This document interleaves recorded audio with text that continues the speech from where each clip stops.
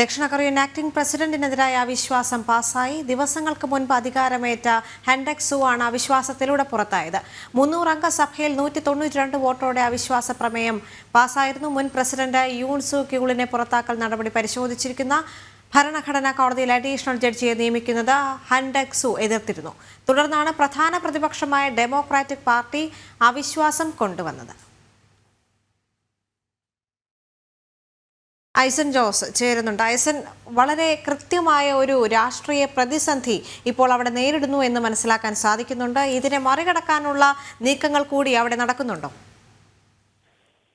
ദേവിക, തീർച്ചയായും വലിയൊരു രാഷ്ട്രീയ പ്രതിസന്ധി തന്നെയാണ് ദക്ഷിണ കൊറിയയിൽ നിലനിൽക്കുന്നത് എന്നത് തന്നെയാണ് ഇപ്പോൾ നമുക്ക് മനസ്സിലാക്കാൻ സാധിക്കുന്നത്. നമുക്കറിയാവുന്നതാണ്, യോൺ സു ക്യൂളിനെ പുറത്താക്കുന്നതിനുള്ള അവിശ്വാസ പ്രമേയം പാസ്സാകുന്നു. അതിനുശേഷം അദ്ദേഹം സ്ഥാനഭ്രഷ്ടനായതിനു ശേഷം പ്രധാനമന്ത്രിയെ പ്രസിഡന്റിന്റെ പദവി വഹിക്കുന്ന താൽക്കാലിക പദവി വഹിക്കുന്ന ആ വ്യക്തിയാക്കി മാറ്റുന്നു, പദവിയിലേക്ക് മാറ്റുന്നു. തുടർന്ന് അദ്ദേഹത്തിനെതിരെയും വീണ്ടും അവിശ്വാസ പ്രമേയം വരുന്നു.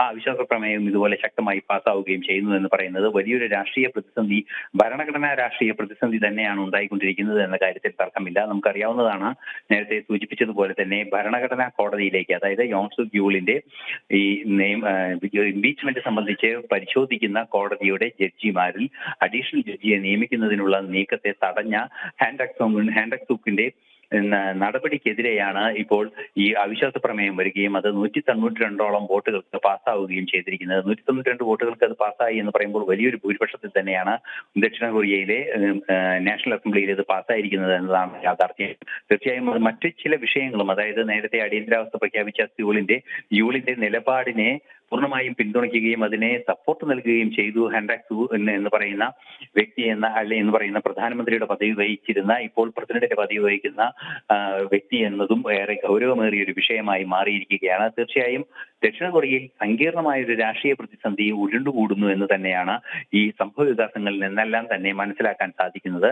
തീർച്ചയായും നമുക്കറിയാവുന്നതാണ്, ഇത്തരത്തിലൊരു പ്രതിസന്ധി ആ പ്രദേശത്ത് ഉയർന്നു വരുന്നത് വലിയ രാഷ്ട്രീയ അന്താരാഷ്ട്ര വിഷയങ്ങളിലേക്ക് കൂടി ചെന്നെത്തുന്ന സാഹചര്യം കൂടി ഉണ്ടാകും. എന്നാൽ നിലവിലെ സാഹചര്യത്തിൽ അത്തരം ഒരു വിശാല സ്വഭാവത്തിലേക്ക് ഈ പ്രശ്നം വളർന്നിട്ടില്ല എങ്കിൽ കൂടി അതിനുള്ള സാധ്യത തള്ളിക്കളയാനുമാവില്ല. ദേവിക. ശരി, വ്യക്തമാണ്.